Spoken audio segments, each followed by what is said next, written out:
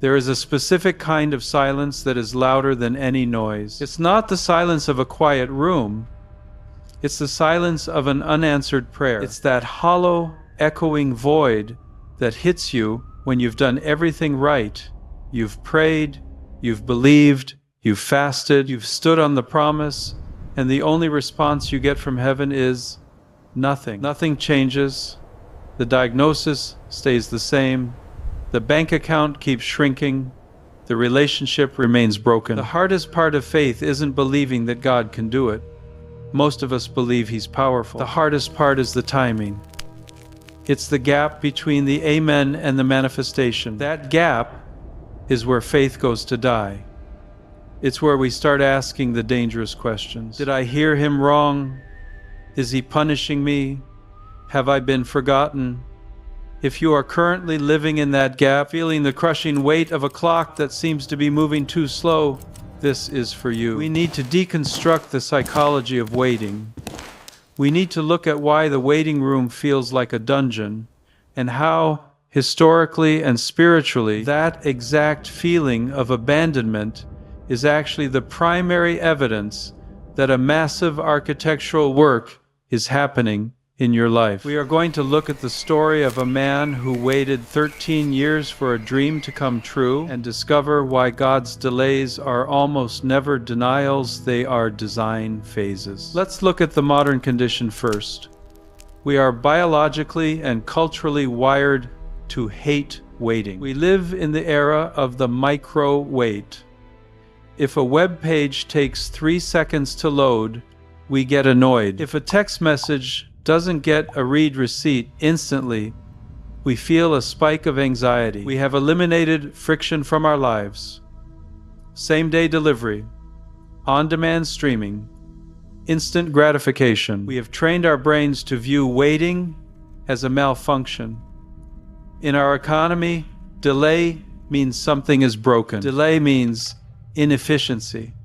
So when we bring this Amazon Prime mindset into our relationship with the Creator of the universe, we crash. We treat God like a vending machine.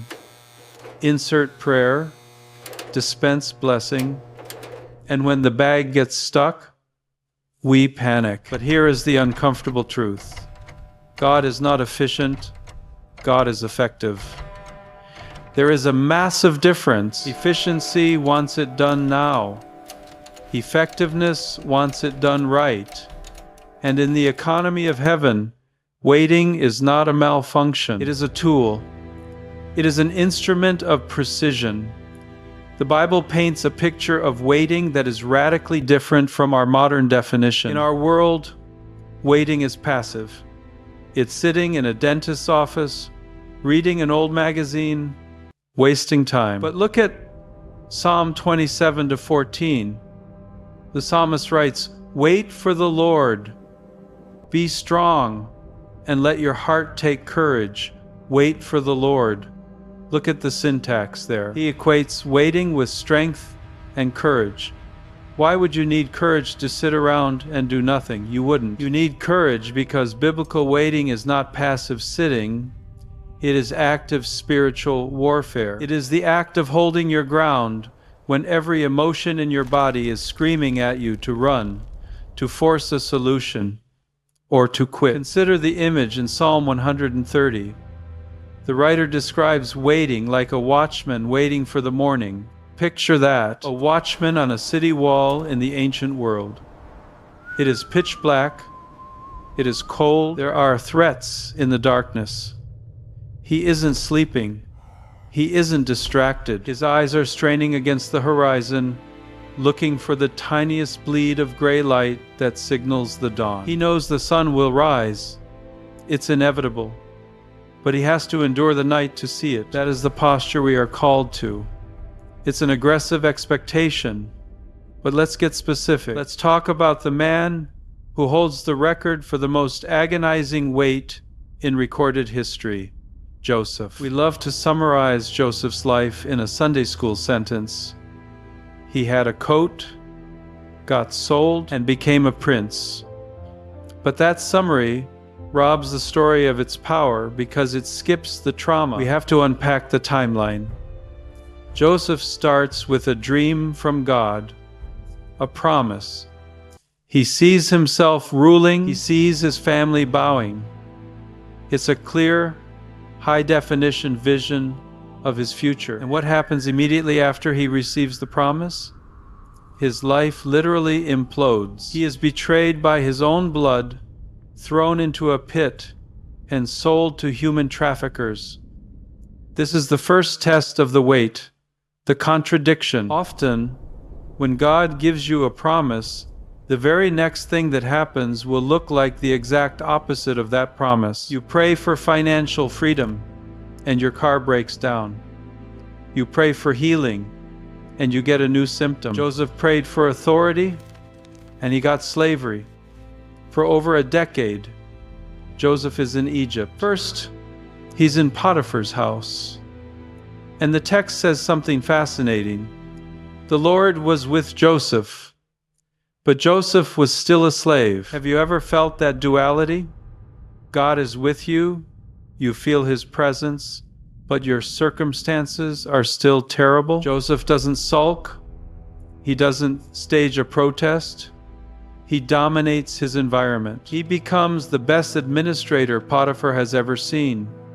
He turns his waiting room into a classroom. He learns economics. He learns leadership. He learns Egyptian culture. He is unknowingly building the resume he will need 10 years later to save the world. If Joseph had been delivered instantly, he would have been an arrogant teenager with a cool coat. The slavery was the university that killed his pride and built his competence. But then, the floor drops out again. He does the right thing. He flees from temptation with Potiphar's wife, and his reward for righteousness is prison. This is the darkest part of the weight, the dungeon. This is where most of us quit. We say, God, I did what you said. I kept my hands clean, and this is what I get? The injustice burns. And then comes the silence that breaks men. Joseph interprets a dream for the Pharaoh's cupbearer. He helps this man get his job back. He gives the cupbearer the key to his freedom, and Joseph asks for one thing in return. Remember me. The cupbearer goes back to the palace, back to the wine and the luxury, and he forgets. He completely forgets Joseph exists. The Bible glosses over this, but we need to feel it. 2 full years passed. That is 730 days. 730 mornings, waking up on a cold stone floor, smelling the rot of the dungeon, thinking, maybe today the cupbearer will mention my name. And every night, the sun sets and nothing happens. The psychological toll of that hope deferred is crushing. It makes the heart sick. Joseph had to battle the whispers. You are delusional. The dream was a lie. You are going to die in this hole. But here is the twist. This delay, this agonizing 2-year silence where Joseph felt forgotten, it was actually his salvation. Think about it. If the cupbearer had remembered Joseph 2 weeks later, what would have happened? Joseph might have been released, sure, but he would have been released as, what? A former slave? A drifter in Egypt? He might have just gotten a low-level job and disappeared into history. God kept Joseph in the dungeon because the throne wasn't ready yet. God was waiting for Pharaoh to have a nightmare that no one else could solve. The timing had to be precise. The intersection of Pharaoh's desperation and Joseph's preparation had to happen at the exact same moment. When the guards finally came for Joseph, they didn't just open the prison door, they opened the door to the palace. In 24 hours, Joseph went from a prisoner who couldn't shave himself to the prime minister of the global superpower. The delay wasn't empty. The delay was positioning. So, how do we survive this? How do we stop the waiting room from becoming a tomb? We have to shift our strategy from passive to active. First, you have to deepen the root system. When a tree is in a drought, It stops growing branches and starts growing roots. It digs down deep to find water sources that aren't visible on the surface. During your season of silence, you cannot rely on the rain of emotional highs or easy blessings. You have to dig into the Word. You have to pray when you don't feel like it. You have to worship when you're weeping. This is where your faith moves from a theory to a rock. Second, you have to serve in the cell. Joseph ministered to the cupbearer while he was a prisoner. He was suffering, yet he looked at someone else and said, "Why do you look sad today?" That is profound. He didn't let his own pain make him selfish. If you are waiting for a spouse, serve the singles around you. If you are waiting for a job, help someone else with their resume. There is a spiritual law at work here.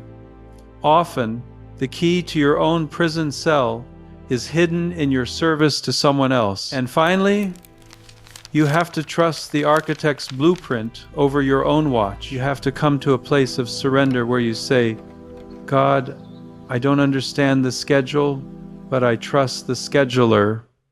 You have to believe that Romans 8:28 is actual physics, that He is forcibly working all things, even the delays, even the forgetful people, even the injustice, for your good. Your story is not over. You are simply in the middle of a chapter that feels long because it is significant. Heavy blessings require heavy foundations. The skyscraper takes longer to build than the shack because it is designed to hold more weight. If God is making you wait, it is because He is building something in you that needs to hold the weight of glory. I want to challenge you. Don't waste the wait. Don't spend this season looking at the clock. Spend it looking at Him. If you are brave enough, go to the comments right now and write down what you are believing for. Let's turn that comment section into a memorial wall of hope. Declare it. I am waiting for healing, but I am trusting the healer. I am waiting for a breakthrough, but I am serving in the breakdown. The silence is not an absence. It is a breath. It is God inhaling before He speaks the word that changes everything. Be strong. Take heart. The morning is coming.